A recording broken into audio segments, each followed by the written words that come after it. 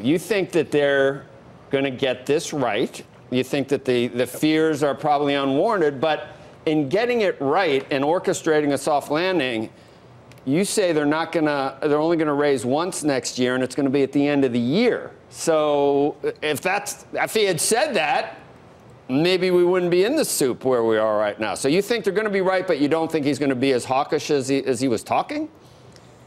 Well, that's right. Look, this Fed has been so underestimated over the past 10 years.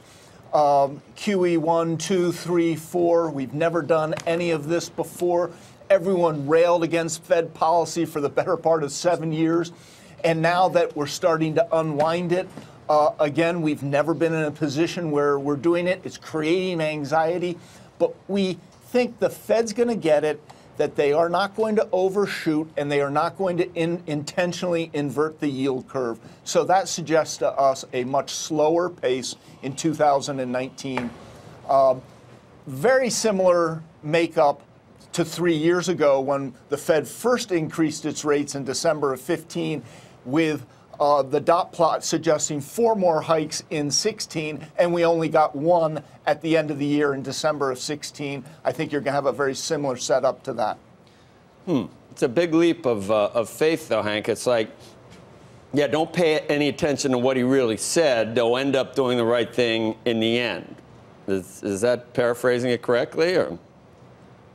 Well, yes. I mean, look. Why do you have to be so? Why did he have to be so tough? And is it to show Trump he's not his, that he doesn't, that Trump's not his master. He's independent. I mean, is that why?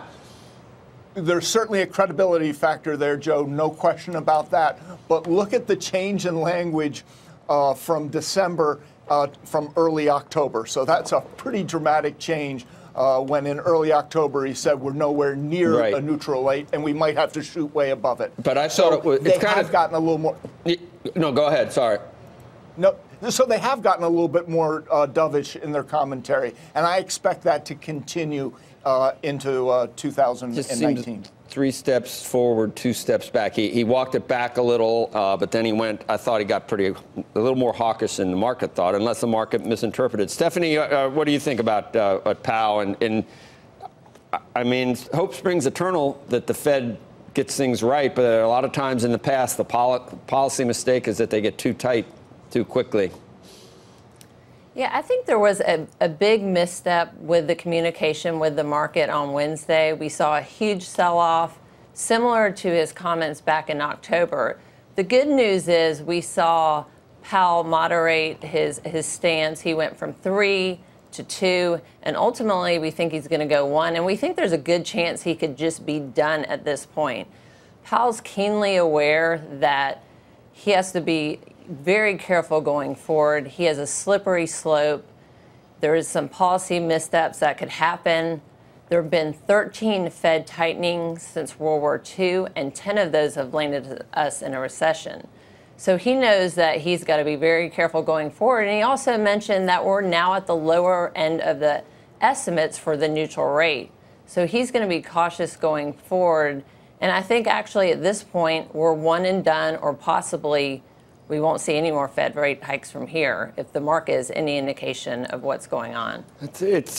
I'm not sure to be happy or sad with what you're saying. It's almost like both you and Hank are saying that the market's going to convince the Fed, or the economy is going to convince the Fed not to do anymore, which doesn't sound very positive about the economy, Stephanie. Well, I think, that's why he didn't go from 3 to 0 this last time. I think that would have alarmed the market, and I think he was weighing both sides of it. Should he indicate that he's worried about economic growth? He's actually quite positive on it, but I think he didn't want to go too soft because that would have been a warning. But unfortunately, he didn't go soft enough, and that was a big indicator to the market that there could be a policy misstep coming up.